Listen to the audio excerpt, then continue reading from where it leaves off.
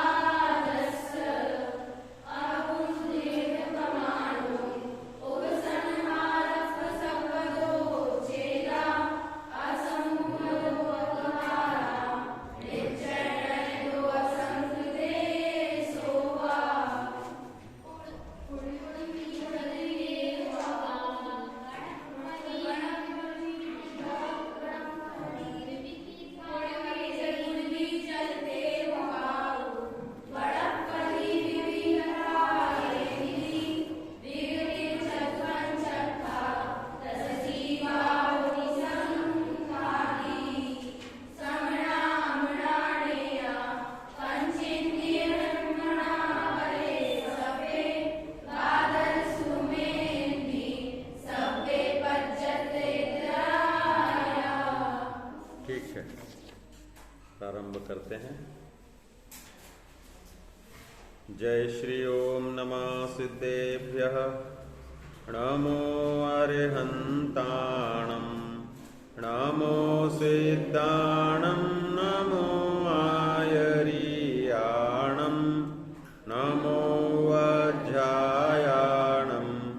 नमो लोये सावसाहुणम्।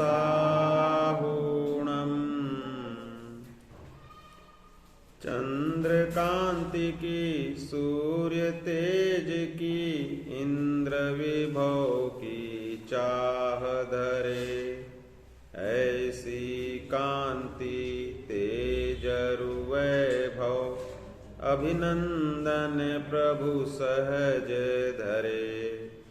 गुण अनंत अनुपम अक्षय हैं, क्या महिमा का गान करूं। मम हृदय विराजो अभिनंदन जिन निजानंद रस पान करूं।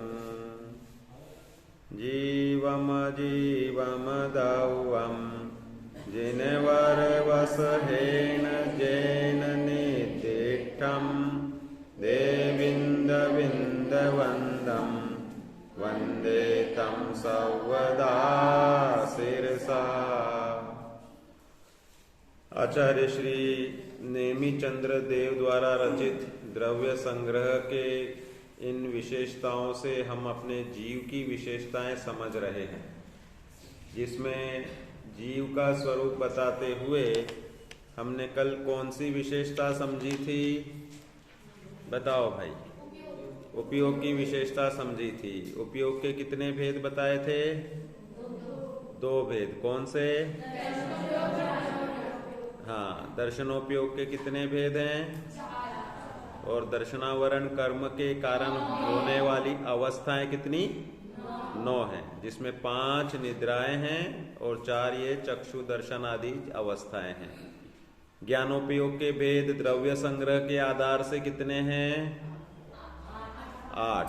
और तत्वार्थ सूत्र के आधार से 5। ये भी आपको ध्यान में होना चाहिए। अगर हम संख्या बदलते हैं तो वह कौन से ग्रंथ के आधार से किस प्रकार उसमें चेंज है। आज हम जीवों की चर्चा तो कल थोड़ी सी की थी, जीवत्व की अपेक्षा कोट कर दिया था, लेकिन हमने जीव का जो स्वरूप बताया था वह उपयोग में बताया था। लेकिन जीवो विशेषण से ग्रंथ में जो विवक्षा दी है वह द्रव्य प्राण और भाव प्राण की विवक्षा दी है। कौन से नंबर की गाथा में जीवो इस विशेषण का स्वरूप दिया है? नहीं, दूसरी गाथा में तो 9 का नाम दिया है, जीवो उवो गमो। 3rd में। तीसरी गाथा कौन सुनाएगा? अच्छा, सबको आती है तो एक साथ सुना दो।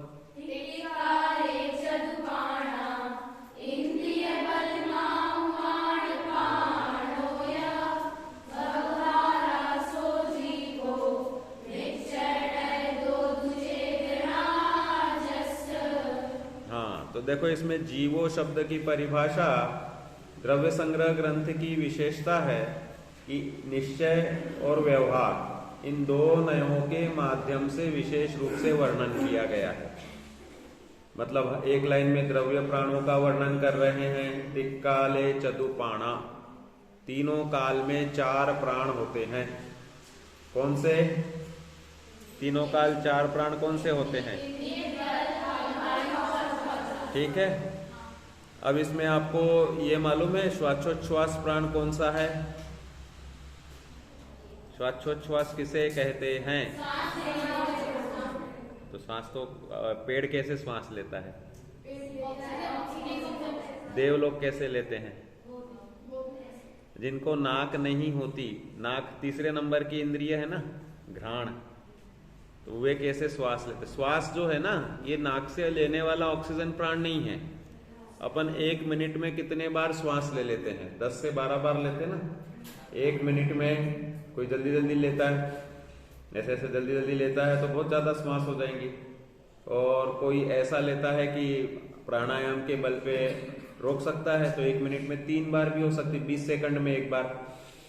गहरी सांस ली, रोकी, 2-4 10 सेकंड 15। वो तो कोरोना काल में तो यही दिया था ना कि 10 सेकंड तक अगर श्वास रोक लेते हो तो आपको कोरोना नहीं है, यही लक्षण दिया था ना। 10 सेकंड तक रोक रोक के तो 6 बार होती है 1 मिनट में, जो कि आगम कहता है कि हमारी 48 मिनट में 3773, इंग्लिश में कितने होते हैं कौन बताएगा? 37, हाँ 3773, ठीक है। इतनी श्वास होती है हमारी 48 मिनट में। गोमटसार ग्रंथ में दी है, प्राण प्ररूपणाएं दी ना उसमें, तो उसमें कि श्वासोच्छ्वास अपने 48 मिनट मुहूर्त में, 48 मिनट को बोलते हैं मुहूर्त, ठीक है ना। ये शब्द भी आपको पक्के होने चाहिए, तो तुरंत नोट बनाते जाओ। मुहूर्त इज इक्वल टू 48 मिनट। फिर आचार्यों के मतानुसार 48 मिनट में एक समय कम। कल अपन ने चारों यूनिट लिख ली थी क्या? द्रव्य की यूनिट क्या है? परमाणु। क्षेत्र की यूनिट है प्रदेश। काल की यूनिट क्या है? समय। और भाव की यूनिट है अविभागी प्रतिच्छेद। क्या शब्द आया? अविभाग और प्रतिच्छेद। शक्ति के अविभाज्य अंश को कहते हैं अविभाग प्रतिच्छेद। अविभाग प्रतिच्छेद वह यूनिट है शक्ति का भाव बताने का, जैसे अपना जीव का भाव क्या है साहब, ज्ञान दर्शन भाव है ना अपने, तो इसका केवल ज्ञान के अविभाग प्रतिच्छेद 3 लोक में सबसे हाईएस्ट राशि है। जो उत्कृष्ट अनंतानंत है, संख्या मान का 21वें नंबर का भेद, वह केवल ज्ञान के अविभाग प्रतिच्छेद है। इसके ऊपर कोई राशि इस विश्व में नहीं है। केवल ज्ञान के अविभाग प्रतिच्छेद के संख्या बोल रहे हैं ना अपन, वह हम अनंत अपने ज्ञान में नहीं आता। देखो ये भी आपको लिखना हो लिख लो, जो हमारे तुम्हारे अर्थात श्रुत ज्ञान में आ सकता है वो सिर्फ संख्यात ही आता है। अवधि ज्ञान में जो ज्ञान में आ सकता है वह असंख्यात है, और अनंत को जानने के लिए एकमात्र केवल ज्ञान ही जान सकता है। केवल ज्ञान के अविभाग प्रतिच्छेद सबसे हाईएस्ट है, जिसे उत्कृष्ट अनंतानंत 21 नंबर का भेद, हमने कल अलौकिक गणित के आपको बताया ना कि 21 भेद होते हैं, जिसमें संख्यात तो 3 ही होते हैं, जघन्य संख्यात होती है 2, एक से कुछ नहीं होता है। एक में से एक को मल्टीप्लाई एक करेंगे तो कितने होंगे, 1 ही होगा। 1 डिवाइडेड बाय 1 कितना, वो भी 1 होता है। तो इसलिए जघन्य संख्यात 1 से शुरुआत नहीं करते, 2 से शुरुआत करते जैन दर्शन में, और मध्यम संख्यात 3 से लेकर के उत्कृष्ट संख्यात आने तक। वह उत्कृष्ट संख्यात कितनी है, तो कह रहे हैं कि वह जो श्रुत ज्ञान में सर्वश्रेष्ठ राशि समझ में आ सकती है वह उत्कृष्ट संख्यात है। तो वह वहां से उसके बाद में फिर अवधि ज्ञान गोचर जो राशि रहेगी वह है असंख्यात, शुरुआत हो जाती है। असंख्यात के भी 9 भेद होते हैं, और इसके भी अनंत के भी 9 भेद होते हैं। सबसे उत्कृष्ट अनंतानंत राशि है वह केवल ज्ञान के अविभाग प्रतिच्छेद हैं, और उससे नीचे जस्ट निगोदिया जीव के ज्ञान गुण के अविभाग प्रतिच्छेद हैं। अविभाग प्रतिच्छेद मतलब वह जघन्यतम ज्ञान कि जिसके बाद कोई यूनिट नहीं, उससे नीचे ज्ञान 0। तो वह अविभाग प्रतिच्छेद कितने, तो कह रहे अक्षय अनंत जिसके हैं, सर्वोत्कृष्ट अनंतानंत है वो केवल ज्ञान में, और उसके बाद कम किस में है, थोड़ी उससे छोटी राशि, तो कह रहे हैं कि वह निगोदिया जीव के अविभाग प्रतिच्छेद। फिर अपन जो बोलते हैं ना जीव अनंत, उद्गल अनंतानंत, उद्गल और भी अनंतानंत है। तो धर्म अधर्म आकाश काल तो ये एक एक एक है, कोई इसमें दिक्कत ही नहीं है। धर्म अधर्म आकाश, तो काल कितना असंख्यात, लोक प्रमाण असंख्यात कालाणु है, ठीक है ना। और जीव के गुणों के अपेक्षा सबसे ज्यादा अविभाग प्रतिच्छेद ज्ञान गुण के हैं। फिर अगुरु लघु गुण के, उसके बाद ज्ञान गुण के बाद अगुरु लघु गुण के अविभाग प्रतिच्छेद, सब ये आगम में वर्णन पूरा मिलता है अलौकिक गणित के अंदर। तो यहाँ पर ये द्रव्य क्षेत्र काल भाव के 4 प्रकार से हमने आपको भेद बताए। यहाँ पर अब जो प्राण बता रहे हैं, तो प्राण बताने में जीवो शब्द से आचार्य परमेष्ठी बता रहे जो जीता है। जीता है मतलब क्या करता है, हम जी रहे हैं, क्यों जी रहे हैं साहब, हम क्यों जीना चाहते हैं, कोई मरना नहीं चाहता, क्या कारण है बताओ भाई, एक उत्तर तो दो, कुछ भी बताओ, क्यों जीना चाहते हो, मरना क्यों नहीं चाहते, सुखी होने के लिए जीना चाहते हैं। सुखी क्यों होना चाहते हो, कोई परेशानी नहीं हो, क्यों नहीं हो अपना स्वभाव जो है ना भाई, हम कुछ जानना चाहते हैं, हम देखना चाहते हैं, हम ताकत बढ़ाना चाहते हैं, हम जीना चाहते हैं, ये सब हमारे स्वभाव हैं। हम कभी ऐसा नहीं सोचते कि मैं स्टूल बन जाऊंगा तब कैसा लगेगा, ऐसा नहीं सोचता हूं कि मैं टेबल बन जाऊं, ऐसा नहीं सोचते ना हम जो अपना स्वरूप है उसी को पर्याय में प्रकट करना चाहते हैं, लेकिन हमारे पास में वो जानकारी नहीं है कि कैसे प्रकट करें। हम अपने स्वरूप को भूले हुए हैं ना, मोह महामद पियो अनादि, हमें तो ये दिख रहा है शरीर शरीर शरीर, तो हम तो इसकी ताकत बढ़ाना चाह रहे हैं, इसी को खिला पिला के हम सोच रहे कि ये बन जाएगा, लेकिन यह तो जो पूर्वबद्ध शरीर नाम कर्म के कारण जो हम निषेध बांध के आए, एक ही घर में 2-4 भाई हो तो चारों भाइयों की हेल्थ एक सी रहती है क्या, चारों भाइयों का कलर एक सा रहता है क्या, कभी हो भी जाता है कोइंसिडेंस ऐसा, लेकिन सबकी आगे उनकी फाइनेंशियल स्टेटस अलग अलग हो जाती है, उनके स्वभाव में भी अंतर रहता है, क्या कारण है? ये सब पूर्वकृत कर्म के अनुसार बनी हुई सामग्री होती है। तो इसलिए ये कर्म सिद्धांत तो बहुत बड़ा जैन दर्शन का सिद्धांत है। यह कर्म सिद्धांत में 8वां कर्म है आयु कर्म, है तो अघातीय कर्म, लेकिन ये ठोस है। हम प्रति समय 7 कर्म बांधते हैं, 8वां आयु कर्म तो अपकर्ष कालों में बांधते हैं।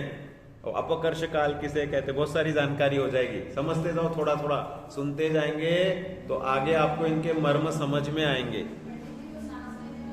हाँ, सांस वाली भी बात आ ही रही है, आयु के साथ में ही संबंध बता रहे हैं कि भाई एक मुहूर्त में 3773, तो अब इसको 60 से डिवाइड करो। मैथ्स में कौन होशियार है? तो अपने को 1 सेकंड का निकल के आ जाएगा। अच्छा सभी 60 का डिवीजन कर दोगे तो 1.2 के अराउंड आएगा। भाई 48 मिनट को पहले 48 मिनट है ना, उसमें 3773, तो पहले तो अपन 48 से 3773 को डिवाइड करो और फिर बाद में उसको 60 से डिवाइड करेंगे तो 1 सेकंड में निकल आएगा। 1 मिनट में कितना आया?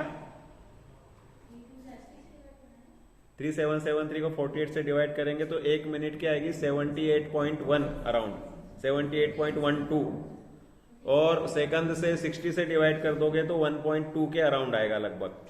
जो वर्तमान वैज्ञानिक मानते हैं, ये नाड़ी की फड़कन को श्वासोच्छ्वास कहते हैं। आपको लिखना हो परिभाषा इस तरह लिख लो, ये नाक से लेने वाली श्वासोच्छ्वास, ये श्वासोच्छ्वास प्राण नहीं है। ये जो अंदर अपना अनिच्छा पूर्वक चलती है नाड़ी, कोई अपन कम कर सकते हैं इसको, किसी की 72 चलती, किसी की 78 चलती, किसी की 80, 86, जिसका बीपी भागता है वो 105, 110 तक पहुंचता है ना। ये आजकल तो सब वो फटाफट वॉच आ गई ना, कि जिससे मालूम पड़ जाता है पल्स कितनी है और बीपी कितना है, तो ऐसी सब स्मार्ट वॉच आने लग गई। तो ये नाड़ी की फड़कन जो होती है, ये जो चलती है, तो ये 1 सेकंड में लगभग 1.2 के अनुसार, वैज्ञानिक मानते 72, जैन दर्शन कहता है 78 अराउंड चलती है, मतलब ऊपर भी पॉइंट में है। तो 48 मिनट में 3773 का सिद्धांत है और इसको बोलते हैं श्वासोच्छ्वास। बाकी इसको तो जानते ही हैं आप, इंद्रियों के नाम सबको आते हैं, ठीक है। हाँ, 0.12 आ गया ना, 1.2 आ गई ना, एक सेकंड के हिसाब से 60 सेकंड में अगर अपनी 78 चल रही है तो 1 तो पूरे हो गए, 60 तो 60 पूरे हो गए ना।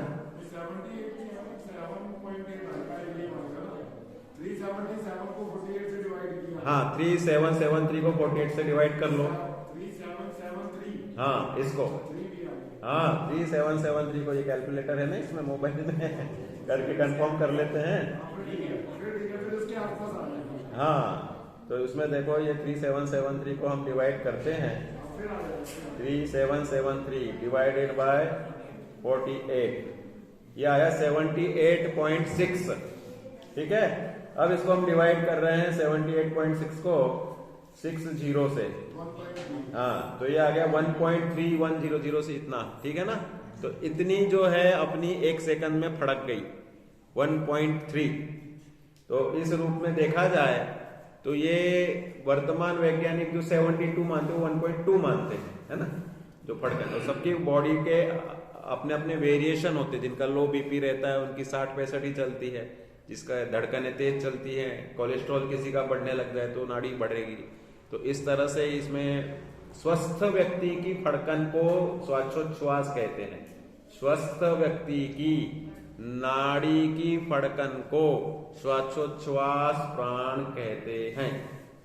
इसे ही शॉर्ट में श्वास बोल देते हैं और इसे ही उच्छ्वास बोल देते हैं, ठीक है ना। इंद्रिया सब जानते हैं। तो अब इसमें ये तिक्काले चतुपाणा लिखा ना, ये किसकी अपेक्षा से लिखा है मालूम है भाई? अपने कितने प्राण हैं? 10। अपने 10 हैं, तो ये तो 4 ही लिख रहे हैं। हाँ, तो इसमें देखो इंद्रिय प्राण जो है ना वो वेरिएबल है, ठीक है। इंद्रिय बल प्राण भी वेरिएबल हो गया। आयु तो एक सी ही रहेगी, सब में आयु प्राण रहेगा ही रहेगा, भले 1 सेकंड की आयु या अंतर्मूर्त की रहेगी, जैसी भी रहेगी। और श्वासोच्छ्वास, वो भी सब जीवों में पाया ही जाएगा। तो इसमें जो इंद्रियां हैं, अब संगी पंचेंद्रिय होगा तो उसमें 5 इंद्रियां पूरी आ गई और इसमें तीनों बल भी आ गए, और आयु और श्वासोच्छ्वास, तो कितने हो गए? 10 प्राण हो गए। अब फिर जैसे जैसे लोक चलता है ना, तो वैसे वैसे लोक में बोलते हैं अन्नम वयम प्राणम। हमारा 11वां प्राण क्या है? अन्न। अन्न का कीड़ा है ना, अन्न अगर नहीं खाएंगे तो कैसे चलेगा। फिर 12वां प्राण बनाते हैं धनम, नोट तो 12वां प्राण बना, ऐसे हजारों प्राण बना लो, जो जिसके लिए प्रीति हो उसके अनुसार वो प्राण बन जाता है। तो लौकिक है।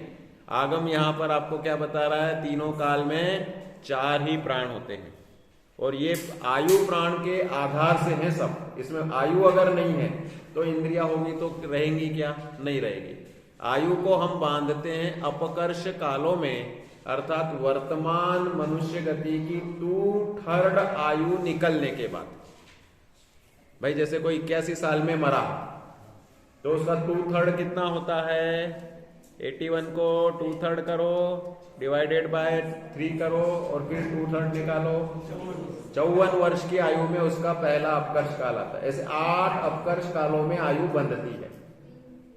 हर 2 तिहाई निकलने के बाद 1/3 रिमेनिंग, उसे बोलते हैं अपकर्ष काल। अब इसमें जो हम कहानी आपको बता रहे हैं कि देखो, जीवो शब्द से ज्ञान वैराग्य की पुष्टि, इसके लिए आपको द्रोणगिरी आप जरूर गए होंगे। गए क्या? द्रोणगिरी गए? कोई गया कि नहीं गया? गए, सभी गए लगभग ना। तो द्रोणगिरी से कौन मोक्ष पधारे? विशेष रूप से गुरुदत्त स्वामी। गुरुदत्त स्वामी ये पार्श्वनाथ भगवान के तीर्थ काल में हुए, भगवान महावीर के पहले, हाँ उसी समय की बात है। देखो क्या होता है कि गुरुदत्त स्वामी के पूर्व भावों की आपको घटना बता रहे हैं। गुरुदत्त स्वामी पूर्व भाव में अनुपरिचर नाम के राजा थे। क्या नाम था? अनुपरिचर। कल किसकी कहानी सुनी थी हमने? हाँ, वेरी गुड।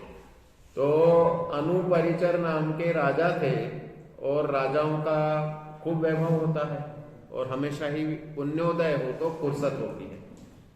तो ये अनुपरिचर जो राजा थे, ये भोग विलास में मग्न रहते थे, और इनका जब प्रसंग, इनकी 4 रानियां थी, और चारों रानियों के साथ ये वन क्रीड़ा में जल क्रीड़ा कर रहे थे, अर्थात कोई बावड़ी में उतर करके और जो भी पानी वानी से खेल रहे थे, चारों रानियां और राजा। ऊपर से एक विद्याधर निकला, और उसके साथ उसकी पत्नी विद्याधरी थी। ठीक है, विद्याधर की पत्नी विद्याधरी।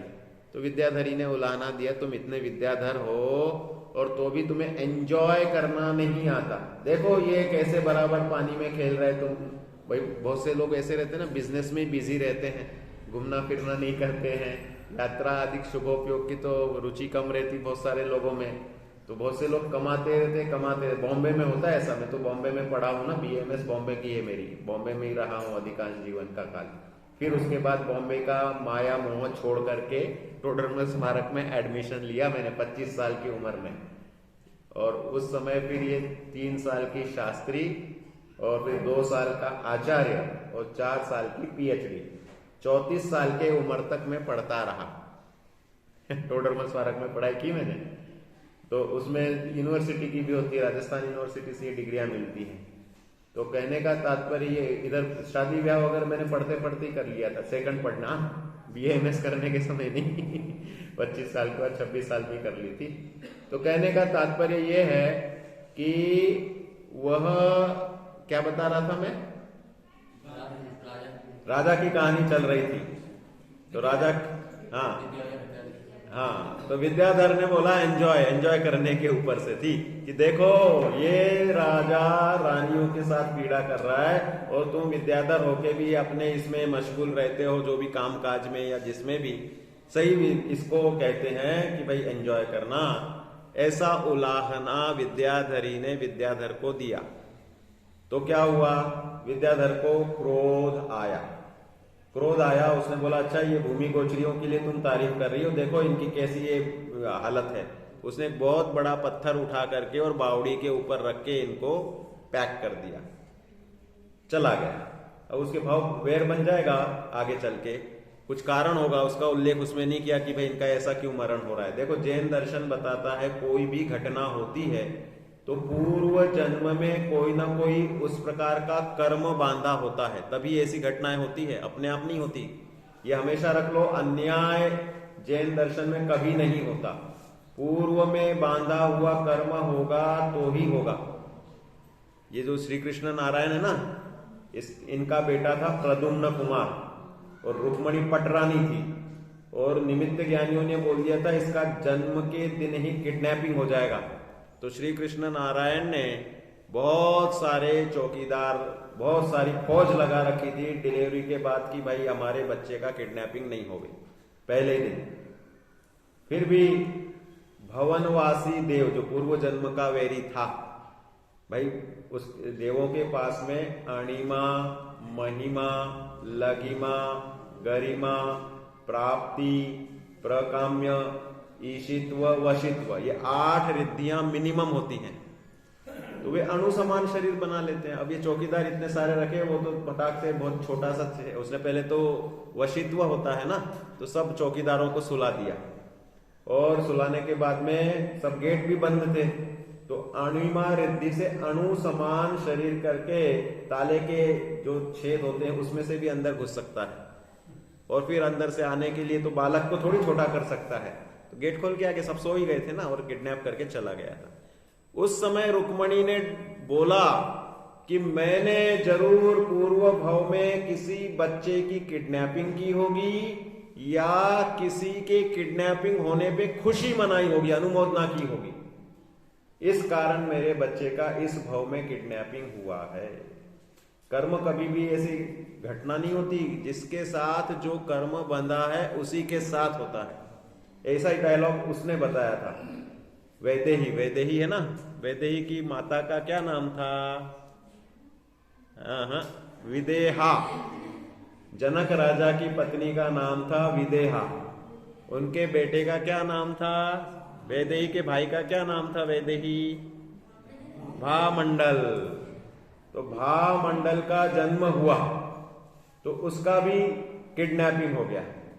तो वह विदेहा रानी बोलती है कि जरूर मैंने पूर्व जन्म में किसी का बच्चे का अपहरण किया होगा, इसलिए इस भामंडल का अपहरण हो गया।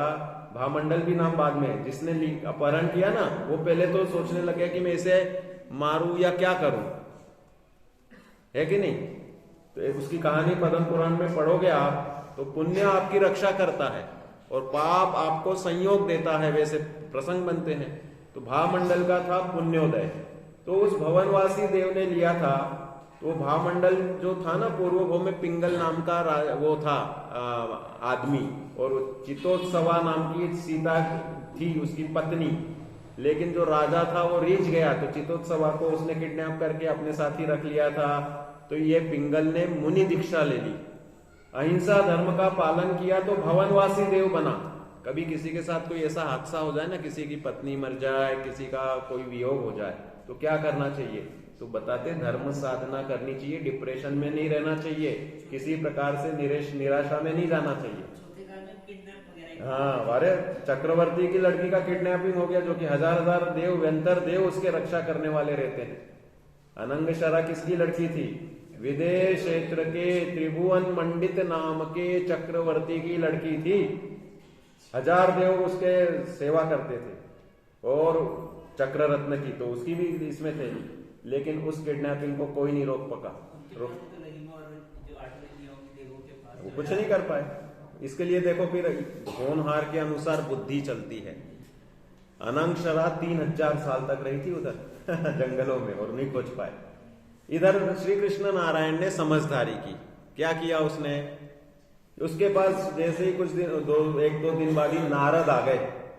नारद वो विद्याधर टाइप होते हैं, उन्हें आकाशगामिनी रिद्धि प्राप्त हो जाती है।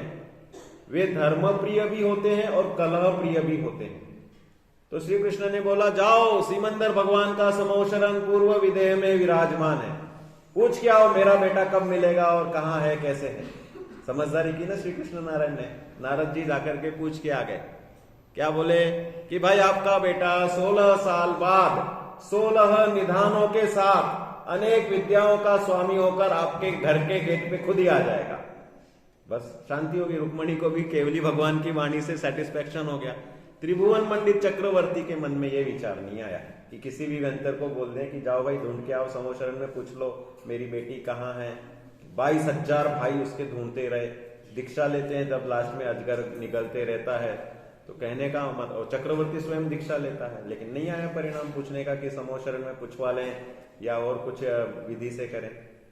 भाई 66 दिन बाद दिव्य ध्वनि खिरनी थी, लेकिन गौतम का वो इंद्र केवल ज्ञान कल्याणक मना रहा है, समोशरण बना रहा है, और उसे ये ध्यान में सब आ गया था। 66 दिन का नहीं जानता क्या?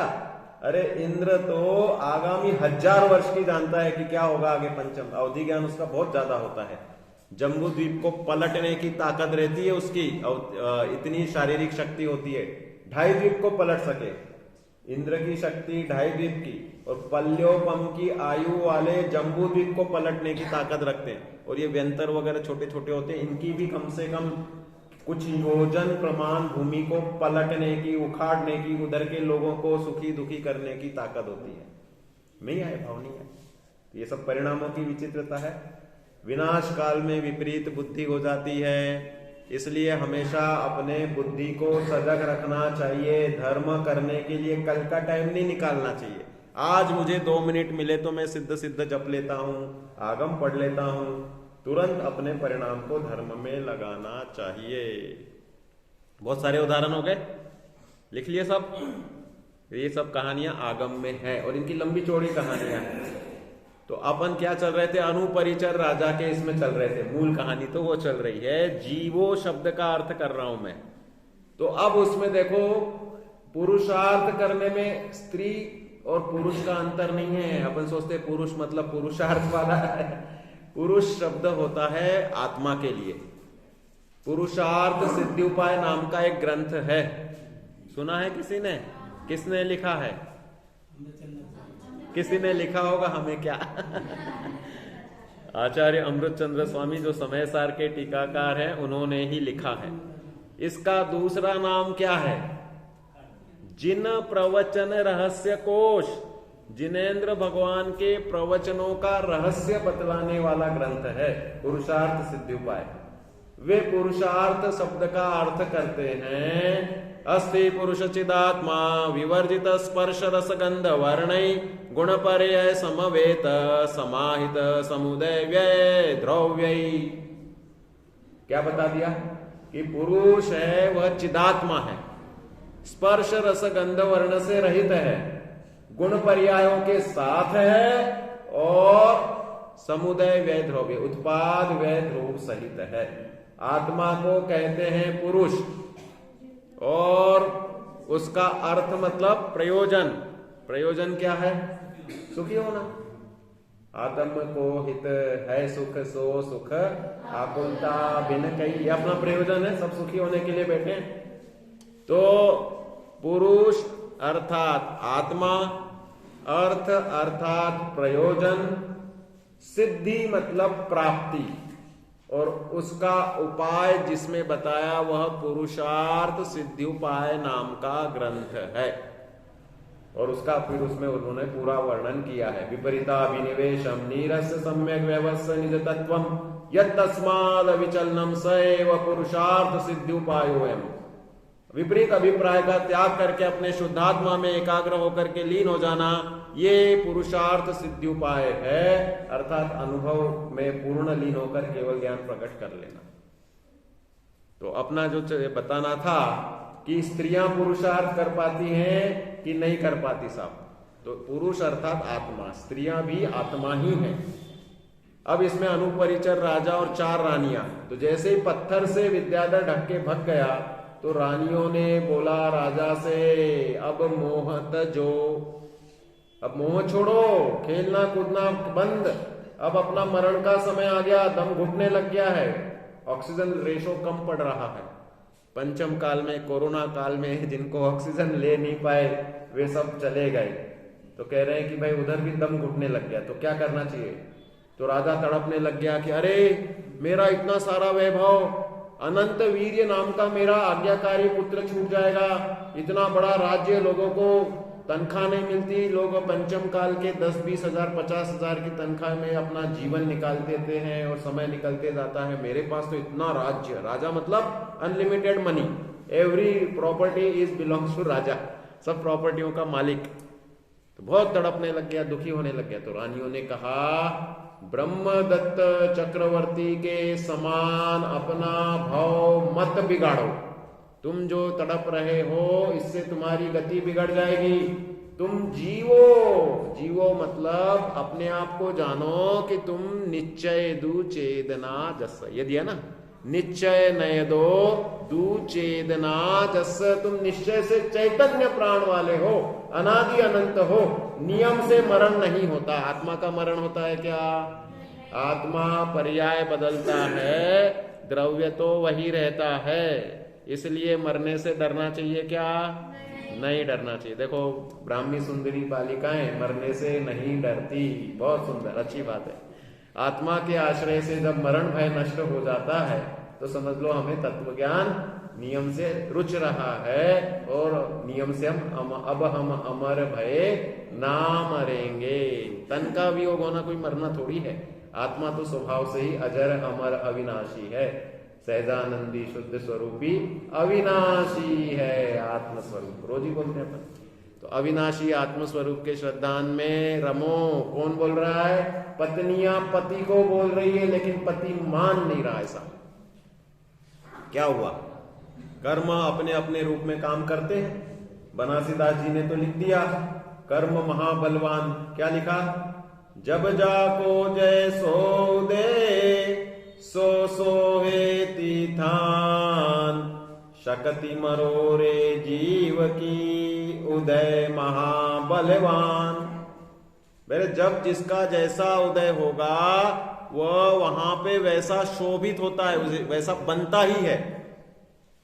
और कह रहे हैं कि उसे शक्ति मरोरे जीव की शक्ति को मरोड़ देता है। शक्ति होती है ना, गामा पहलवान की शक्ति थी, शाकाहारी था गामा पहलवान, और अपने दांतों से बस खींच लेता था, और अंत में उसको पैरालिसिस हो गया, तो अपने ऊपर बैठी हुई मक्खी को भी नहीं भगा पाता था। अब बनारसीदास जी ने तो सुंदर उदाहरण दे दिए, हिंदी में ये सब ध्यान से सुनना, देखो कैसे कैसे उदाहरण, अर्थ पूछूंगा मैं। जैसे गज राज पर्यो करदम के कुंड बीच, उद्दी में आहूटे पैन छूटे दुखे दंड सो। जैसे मीन कंटक सो, जैसे को मीन उर झोलोह कंटक सो। एचते असाताल है साताल है संद सो। जैसे माताप सिरे गाही सो गरा सुनर, तके निज काज उठी सके न सुछंद सो। तैसे यह ज्ञानी जीव संसार में भ्रमे फिर, उद्यम न लहे पर जाने निज ज्ञान सो। ऐसी लास्ट की लाइन अलग है। 3 उदाहरण दिए उनने। क्या दिया? गजराज। गजराज क्या होता है? हाथी। हाथी के पास ताकत होती ना, लेकिन वो हाथी अगर कीचड़ में फंस जाए, करदम मतलब कीचड़, कीचड़ में फंस जाए तो क्या हाथी की ताकत क्या करती है? जितना हिलेगा उतना जल्दी कीचड़ में फंस के डूब जाएगा, मर जाएगा। तो बोलते कर्म रूपी कीचड़ में फंसा हुआ संसारी जीव है। जैसे हाथी उद्यम आहूटे पे न छूटे दुख दंड सो, खूब कोशिश करता है लेकिन नहीं छूट पाता। एक। दूसरा, लोह की कंटक सो उर्ज्यो मीन मछली। मछली को जब वह कांटा डाल के उसके तालवे में फंस जाता है और वह इतनी वेदना होती है कि खींचेंगे तो असाता और छोड़ दो तो उसको थोड़ी साता मिलती है। ऐसे ही कर्म के लोह कंटक में फंसा हुआ जीव दुखी होता है। तीसरा उदाहरण, महाताप सिरवाही सो गरास्यो नर। जिसको बहुत तेज बुखार आ गया, ऐसा पहलवान आदमी उठ करके वह अपना खुद का काम कर पाता है क्या? बुखार हमें आ जाता है, ये तो अनुभूत है ना, बुखार आने में ताकत एकदम से खत्म। उठना मुश्किल हो रहा है, चलना मुश्किल हो रहा है ना। तो उसी प्रकार से संसारी जीव कर्म के फंद में पड़े रहते हैं। ज्ञानी जीव भी कर्म के फंद में हैं, लेकिन वे ज्ञाता दृष्टा रूप से उसे जानते देखते हैं, उसमें रागी द्वेषी नहीं होते। अब यहां पर अनुपरिचर राजा को बोल रहे कि अचानक यह बहुत तेज असाता वेदनी का उदय आया है, मरण का प्रसंग बन गया है। अब रानी उसे समझाए कि तुम नमोकार मंत्र पढ़ो। क्या करेंगे जब भी आयु का अंत आएगा तो हम क्या करेंगे भाई? नमोकार मंत्र पढ़ो, पंच परमेष्टि का स्मरण करो। द्रव्य है पंच परमेष्टि। क्षेत्र क्या है? सम्मेय, शिखर, गिरनार, चंपापुर, पावापुर। जिस क्षेत्र से ये मोक्ष गए, पंच परमेष्टि मोक्ष गए। पंच परमेष्टि में तो दो तो मोक्ष स्वरूप ही है ना। कौन से दो मोक्ष स्वरूप हैं? अरिहंत और सिद्ध तो मोक्ष स्वरूप हैं, और आचार्य, उपाध्याय, साधु, तो इसमें सब साधु बन करके मोक्ष जाते हैं। तो क्षेत्र की अपेक्षा हम बोलते सम्मेय शिखर को याद करो, तुम गिरनार गए थे वहां की चरण को याद करो, है ना। याद करने से परिणाम शांत होते हैं। काल, अरे याद करो महावीर जयंती के दिन भगवान महावीर का जन्म, अभी अभी निर्वाण हुआ, तो भगवान महावीर सुबह के काल में देवों की आवलिया, मुकुटों की, रत्नों की आवलिया मतलब पंक्तियां बन गई, इसलिए दीपावली बन गई। दीपों की आवली, रत्नों के दीपक थे। अभी तो अपने सब ये इसके कांच के दीपक चल रहे हैं, लाइट के। अब तो मिट्टी के तेल के भी दीपक कम हो गए, फिर भी जलाने वाले जलाते हैं। तो कहने का तात्पर्य ये कि काल याद करो, शुभ काल, शुभ द्रव्य, शुभ क्षेत्र, शुभ काल और शुभ भाव कि तुम आत्मा हो, तुम शरीर नहीं हो, तुम अनंत गुण संपन्न हो, तुम्हारा मरण नहीं होता, तुम अजर हो, अमर हो, अविनाशी हो। ये सब क्या है? भाव। द्रव्य, क्षेत्र, काल, भाव अगर हम शुभ करते हैं तो हमारा नियम से शुभ गति में गमन होगा। और द्रव्य, क्षेत्र, काल, भाव हम, अरे मेरा इतना सारा प्रॉपर्टी जा रही है साहब, अरे वो उसका बेटे के लिए मेरे को संपत्ति जोड़नी थी, और अभी बहुत सारी जिम्मेदारियां, मेरा छोटा बेटा रह जा रहा है, तो ये क्या हो रहा है? अशुभ में जा रहे हैं। होना तो उसकी कर्मों के अनुसार है। जिनके माँ बाप मर जाते वो बेटे बड़े होते कि नहीं होते? होते हैं, अपने रूप से होते। लेकिन हम बोलते कि देखो मैंने अपने बच्चे को पढ़ाया, लिखाया, बड़ा किया। तो रानियां संबोधे, लेकिन जीवो अर्थात तुम चैतन्य प्राण वाले हो। द्रव्य प्राण तुम्हारा वियोग को हो रहा है तो तुम्हारा नुकसान नहीं है। द्रव्य प्राण तो पर्याय के प्राण हैं। पर्याय नष्ट हो रही, स्वीकार है। तुम्हारा संयोग छूट रहा है, स्वीकार है। लेकिन अब तुम चैतन्य प्राण से अपने आप को मानो कि अगर अच्छे परिणाम करोगे तो इससे भी अच्छे संयोग मिलेंगे। मनुष्य गति के चक्रवर्ती से भी सुखी होता है एक व्यंतर देव। पहले तो भोग भूमि थी, चक्रवर्ती से कई गुना सुखी होता है भोग भूमि का जीव। भोग भूमि के जीव से कई गुना सुखी होता है व्यंतर। व्यंतर से कई ज्यादा ज्योतिषी, ज्योतिषी से भवनवासी और कल्पवासी देव और महान सुखी, और अहम इंद्र और सर्वार सिद्धि के देव परम सुखी इंद्रिय सुख की अपेक्षा। और इन सब के सुखों को अनंत गुना करने पर एक सिद्ध के कण का भी सुख नहीं हो सकता। इतना महान सुख सिद्ध भगवंतों को होता है। उदाहरण के लिए आगम में दिया है। तो अनुपरिचर राजा को समझाएं, जीवो तत्व का उसने द्रव्य संग्रह का अभ्यास बचपन में नहीं किया हो तो वह अपने जीवत्व को नहीं पहचान पाया और आर्त ध्यान में मरा। आर्त ध्यान से कौन सी गति मिलती है? तिर्यंच गति मिलती आर्त ध्यान से। रौद्र ध्यान से मिलती है नरक गति। धर्म ध्यान से मिलेगा देह, मनुष्य और स्वर्ग। ठीक है ना। और शुक्ल ध्यान से तो मोक्ष ही होता है, नियम से गत्यातीत हो जाते हैं। तो यहां पर वह मर के और भोग विलास में रहा तो विशेष पुण्य नहीं बांध पाया, तो मर के अजगर बना, मांसाहारी। और चारों रानियां मर करके देव बन गए।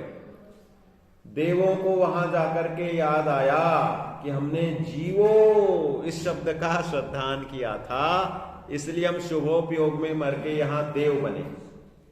और देखा उसने अवधि ज्ञान से कि अरे हमारा पति अजगर बन गया है। तो क्या किया उन्होंने? जाकर के, उनका बेटा था अनंत वीर्य नाम था उसका। अनंत वीर्य को बेटे को जाकर के देवों ने बोला, देखो तुम्हारे पिता अजगर बने हैं। बेटा आया और देव भी आए और अजगर को संबोधन दिया, और उस अजगर का कुछ पुण्योदय या कुछ धर्म के संस्कार थे, तो उस अजगर ने मनुष्यों की वह जो भी संबोधन दिया भाषा समझी, उसे जाति स्मरण ज्ञान हुआ, और उसने फिर अर्थ समझा जीवो कि मैं तो वही चैतन्य स्वरूप हूं जो मनुष्य गति में था। जो मनुष्य गति में मैंने काम नहीं किया वो तिर्यंच गति में करूंगा। उसने अणुव्रतों का ग्रहण किया। धर्म का प्रारंभ मध्य मास मधु के त्याग से, मांसाहार है अजगर का जीवन, और 1 महीने की आयु उसकी शेष रही थी। अजगर ने अनुव्रत धारण करके वह भवनवासी देव बना, कम क्वालिटी वाला देव बना फिर भी, और भवनवासी देव से आकर के गुरुदत्त बन के जन्म लिया। और गुरुदत्त स्वामी का फिर चरित्र लंबा चौड़ा आप सब जानते ही हैं। फिर भी वो पाप के कोई निषेक रह गए थे उनके। वो घटना हुई, पहले से उन्होंने सिंह को लकड़ियों के आगे से जला दिया गुफा में, और फिर सिंह का जीव अकाम निर्जरा, बोलो साहब, मांसाहारी शेर उस अंत समय में परिणाम सुधार करके, और आयु का अपकर्ष काल अंतिम रहा उसका, तो उसमें उसने परिणाम सुधार के मनुष्य बना, कपिल ब्राह्मण। और वह कपिल ब्राह्मण ने भी जलाने वाले ने सम्यक दर्शन ग्रहण कर लिया। जब 13वें गुणस्थान में उतने समय के लिए उनका अंतर मुहूर्त के लिए उस गुरुदत्त स्वामी की जो भी केवल ज्ञान में सहज परम औदारिक शरीर आदि हुआ, उसको देख करके उसको भी सम्यक हुआ। कहने का तात्पर्य जीव के जीवो अपने चैतन्य स्वभाव का स्वीकार करने से भव के दुखों का नाश होता है। इसलिए सबसे पहला विशेषण दिया जीवो, और फिर जीवों की गहराई बताने के लिए उपयोग वाला विशेषण दिया था। उपयोग वाली दोनों गाथाएं बताओ भाई, याद हो गई ना सबको? 4 नंबर और 5 नंबर बताओ। उपयोग कौन से दुवियोग को बोलो, ये गाथा आती है ना, किसको याद है बोलो?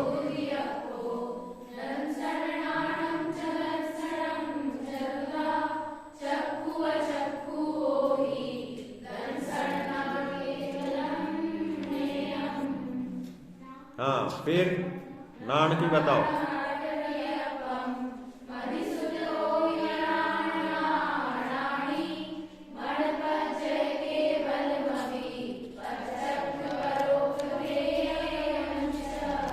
हाँ, और फिर बाद में इसमें क्या बता दिया कि भाई 6वें नंबर को भी पढ़ो।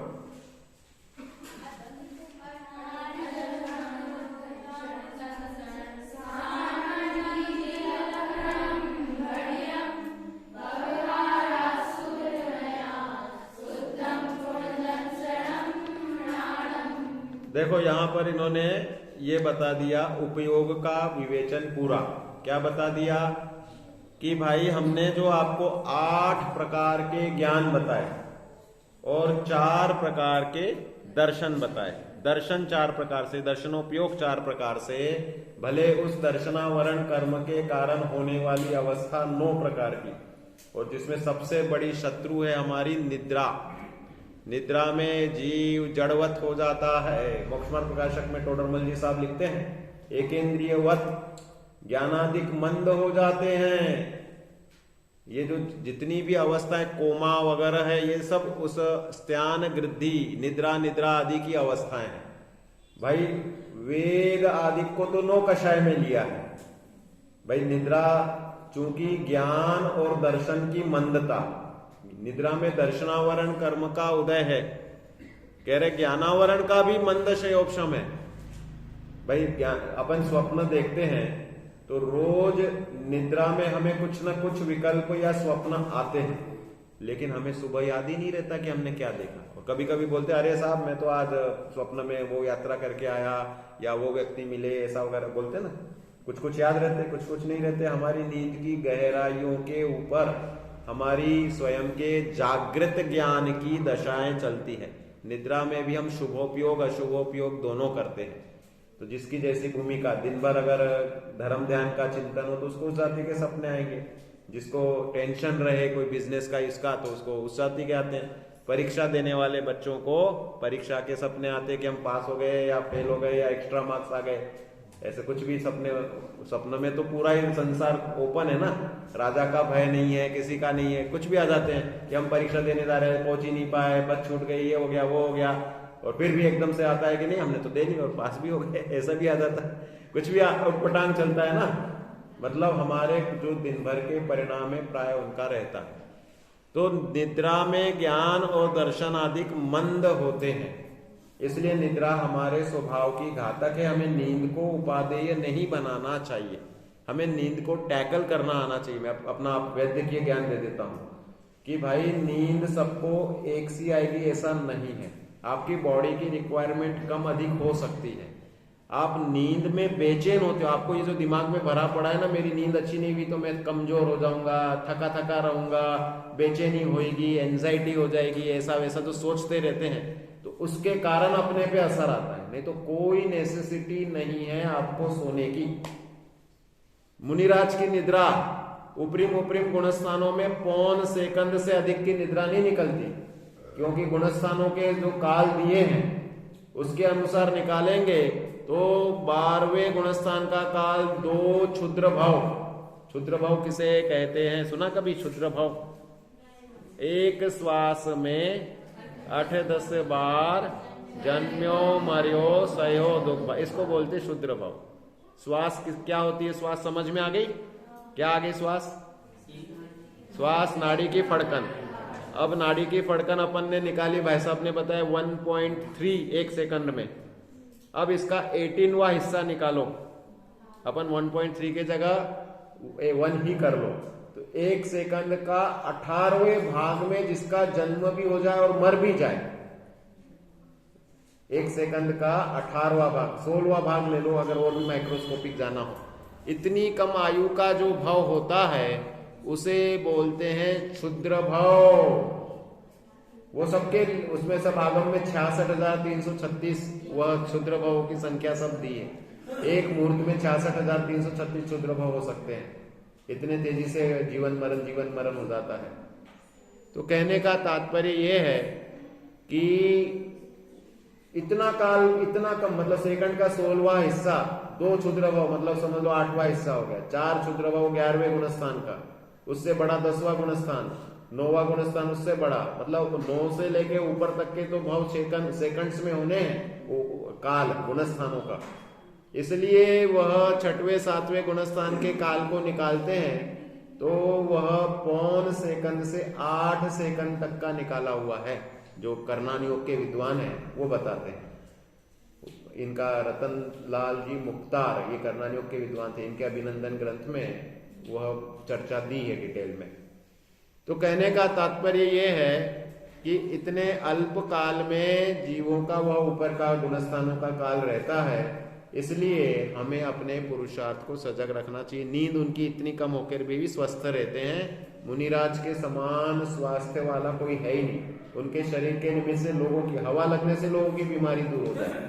आमर्ष सर्वौषधयस् तथा शीर विषम विषा दृष्टि विषम विषाश्च सखिल्ल विज्जल्ल मलौषधीशा स्वस्ति क्रियासु परमर्षियो नहा। इतनी औषध रिद्धियां होती हैं तो वे मुनिराज स्वास्थ्य के पिंड होते हैं। इसलिए हमें निद्रा कंपलसरी नहीं है। मानसिकता बदल लो कि कोई नहीं आई, नहीं आई, कोई दिक्कत नहीं है। आप जो बाकी आपने आंख बंद करके सिद्ध जपा, नमो अरियंताणम जपा, उससे ही आपको मेंटल रिलैक्सेशन हो जाती है और आपके बॉडी के सब जितने हार्मोन्स है, जो भी थकान है, वो सफिशिएंटली दूर हो जाती है। लेकिन हमें भ्रम, ये मान्यता रहती है ना कि आज नींद अच्छी नहीं हुई साहब, आज मैं कोई काम नहीं करूंगा ढंग से, तो बस वो मान्यता अपने को दुखदायी होती है। तो यहां पर ये बता रहे कि भाई सामान्य से हमने लक्षण बता दिया, 8 चतु, 8 ज्ञान और 4 दर्शन। सामान्यम जीव लक्षणम भणियम, सामान्य रूप से जीवों के लक्षण बता दिए। व्यवहारा शुद्ध नया शुद्धम पुनः दंसनम नानम, ये तो 8 और 4 ही व्यवहार नय से लक्षण है। निश्चय से क्या लक्षण है? शुद्ध नय से कि मात्र ज्ञान और दर्शन। कौन सा ज्ञान?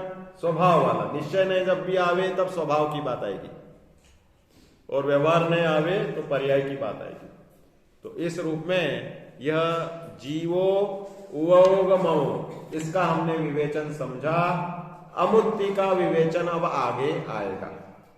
अमुत्ति का विवेचन करने में जीवो उवोगमो अमुत्ति, तो अब उसके लिए मूर्ति क्या है, रूपीपना क्या है, अमूर्ति समझाने के लिए मूर्तिपना समझाना होगा और उसका विवेचन उसमें आएगा। तो कुछ पूछना है? आज की कहानी से हमें क्या समझ में आया, क्या प्रेरणाएं मिली, क्या शिक्षा मिली? किसकी कहानी सुनी? अरे नाम याद नहीं हुआ? अनुपरिचर राजा। ये किसका पूर्व भाव है? गुरुदत्त स्वामी का पूर्व भाव है। गुरुदत्त चरियु नाम का ग्रंथ है। गुरुदत्त चरित्र शायद उसमें महापुराण में कहीं पे उल्लेख आया होगा, पार्श्वनाथ चरित्र के इसमें उनका उल्लेख आया होगा। हाँ, कथा संग्रह में ना। और ये ब्रह्मदत्त चक्रवर्ती का कोट किया। ब्रह्मदत्त चक्रवर्ती नेमिनाथ भगवान के काल में हुए, 700 वर्ष की आयु थी। तो उसके बीच में ये सब भाव हो गए इनके। तो उसमें भवनवासी देव का उनका अल्पायु वाला भाव रहा होगा। और फिर वह पार्श्वनाथ भगवान के काल में, भगवान महावीर के पहले वे मोक्ष को गए। तो इस तरह से क्या सीख मिली बताओ? हाँ, हमें मरण का भय नहीं। एक, हाँ, एक एक जन बोलते था ना। 2,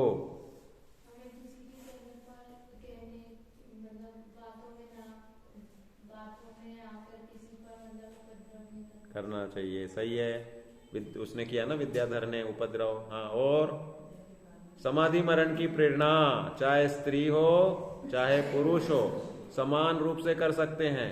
हम अभी तक अधिकांश जगह पर ये देखते आए कि भाई पुरुष कर लेते हैं, पुरुषों का वर्णन है। नहीं, आगम में स्त्रियों का भी अनंगशरा ने समाधि की है ना, वो अजगर के मुंह में रहते हुए भी। तो इसलिए हमें इससे प्रेरणा मिलती है कि समाधि मरण के लिए हमें हमेशा सजग रहना चाहिए, क्योंकि हमें कोई स्थितियां को ज्ञान नहीं है कि कौन कैसे जाने वाला है। तो इसमें समता रखते हुए ज्ञाता दृष्टा रूप से हमें अपना पुरुषार्थ बढ़ाना चाहिए। तो आज अपन ने अनुपरिचर नाम के उनकी कथा सुनी। हाँ, पूछो जी।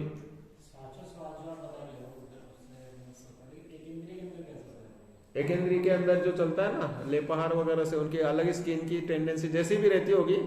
भाई देखो, एकेंद्रिय और त्रस, इनमें अंतर मालूम आपको? भाई द्विंद्रिय से शुरू होता है त्रस, और उसके शरीर को बोलते हैं मांस।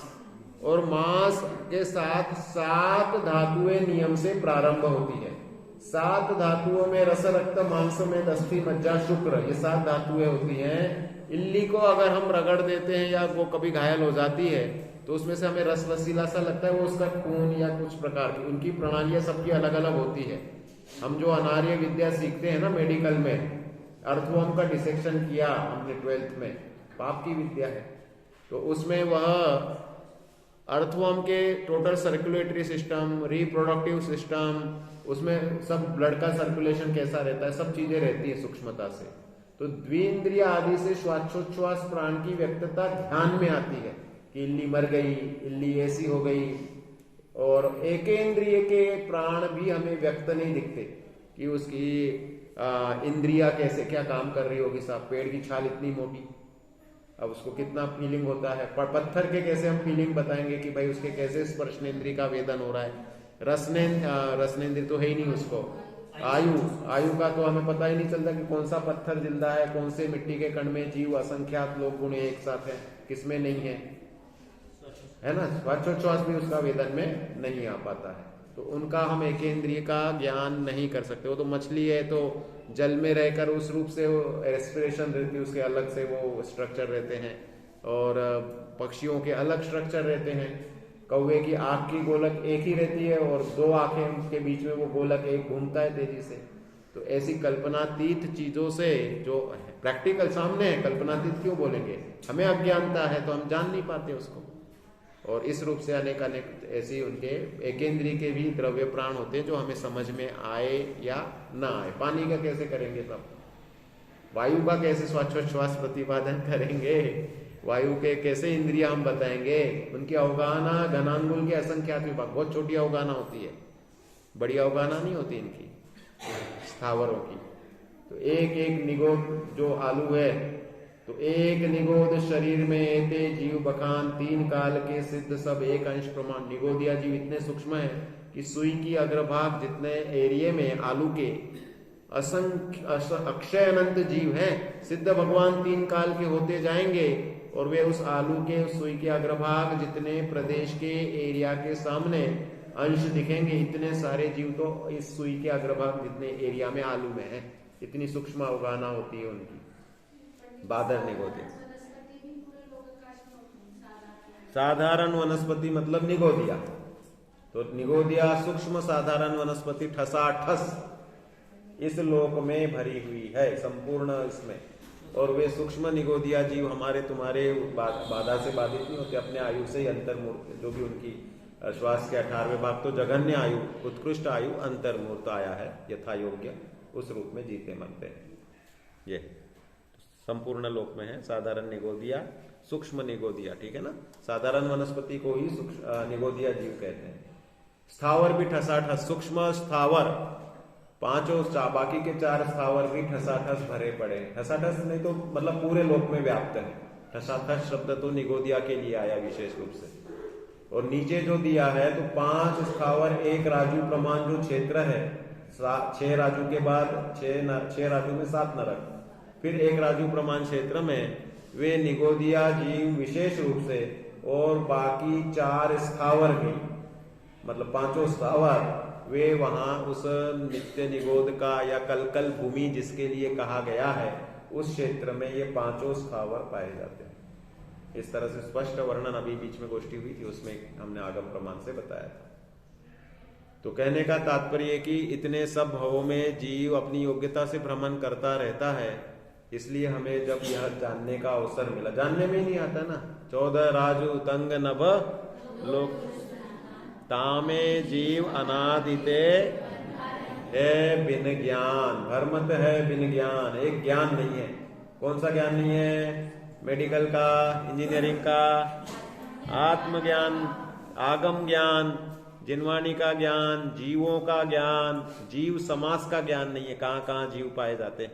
दया दया सब कहते हैं, दया न जाने कोई, जीव जाति जाने बिना दया कहाँ पे, हमें मालूम ही नहीं है कि भाई हमें जीव कहाँ कहाँ होते। जैसे सुबह सुमित जी तो अभी नहीं है, उन्होंने बोला पानी छान के पीना, मैं बोलने वाला था तुरंत ही कि जीवानी तुरंत देना साथ में। भाई हमें पानी छान के पीने में प्रयोजन क्या है कि उन जीवों की रक्षा का भाव करना है। अगर वो लटके रहेंगे, पहले तो थैली तो आगम सम्मत है ही नहीं, आप उचित कपड़ा रखें उसी से छाने, उसको कपड़े को नल में बांध सकते हैं, जब तक वह चालू है तब तक धारा प्रवाह रूप से उसमें जीव उस कपड़े में रह करके वो अपने रूप में वहां पर पल रहे हैं। जहां आपने नल बंद किया और इधर पानी सूखा तो वो जीव तड़प तड़प के मरने लग गए। वो मछली जाति के जीव होते हैं, वो है ना, मछली जल की रानी है का पानी है, हाथ लगाने से और पानी से निकलते जैसे ही पानी सूखेगा तो वे तड़पने लगते और मर जाते हैं। इसलिए जैसे ही हमने काम किया पानी का, तुरंत ही हमें छने पानी से उन जीवों को बहाने के लिए उस कपड़े पे डालना चाहिए। चारों पटल में दोहरा छन्ना है और उसको छने हुए पानी में अपनी आयु प्रमाण जाने देना चाहिए। वो मरे या जिए, वो उनकी आयु से जीते हैं, लेकिन आपने यत्नाचार किया इसलिए आपको पुण्य बंद होगा। प्राणी मरे या ना मरे, हिंसा अयत्नाचार से परे बंद होता है नहीं, जब रहे यत्नाचार से। बंद नहीं होगा। 217 नंबर है प्रवचन सार में कि भाई यह हमें यत्नाचार पूर्वक प्रवर्तन करेंगे तो नियम से बंद नहीं होगा, भले प्राणी अपने आयु से ही जीता मरता है। इसलिए हमें यत्नाचार पूर्वक अपना काम करना चाहिए। अपना समय भी हो गया है। पूछो। आपने बताया था कि चक्रवर्ती से भौमी के जीव और इनसे बेहतर जाना सीखे थे, लेकिन बेहतर को तो असुख भाव जाना होते, उनको बदले के भाव वगैरह देते, तो वो सुखी लौकिक इंद्रिय सुख का भाव, इंद्रिय सुख। चक्रवर्ती को अनेक प्रकार के मनुष्योचित क्रियाएं संभालनी होती है और व्यंतर को कभी जीवन भर में बीमारी नहीं होती। चक्रवर्ती को कुष्ठ रोग हो गया। कौन से चक्रवर्ती को हुआ? सनत कुमार। तो सनत कुमार चक्रवर्ती को कुष्ठ रोग हुआ, चक्रवर्ती का मान भंग हो गया, चक्रवर्ती की पुत्री का किडनैपिंग हो गया। चक्रवर्ती के अनेक उदाहरण हमारे सामने है कि उनके दुख की परंपरा रही। चक्रवर्ती को राज्य जीतने के लिए भरत चक्रवर्ती को 60,000 वर्ष तक लड़ना कहो या उपयोग लगाना पड़ा, उसमें जो भी दंड फंड करने पड़े। व्यंतर को उसकी संपत्ति एक कण भी कम नहीं होती, व्यंतर को एक बीमारी नहीं होती जब तक वह रहेगा। उसे इंद्रिय की प्रबलता पूरी रहती है, कभी बुढ़ापा नहीं आता। चक्रवर्ती को भी नहीं आता बुढ़ापा। तो कहने का तात्पर्य यह है कि देवगति का देव या आहार वगैरह जो भी है उसके अमृत जनित आहार होते हैं, मलमूत्र आदि की प्रवृत्ति या पसेवादी आना, ये सब चीजें व्यंतरों में नहीं होती। इसलिए व्यंतर मनुष्यों की अपेक्षा, श्रेष्ठतम मनुष्य चक्रवर्ती की अपेक्षा वह सुखी कहा जाता है। ठीक है, आ गया समझ में? चलो सहजा। हाँ हाँ हाँ बता देंगे कल। सहजानंदी शोध स्वरूपी अविनाशी आत्मस्वरूप। सहजानंदी शोध स्वरूपी अविनाशी में आत्मस्वरूप।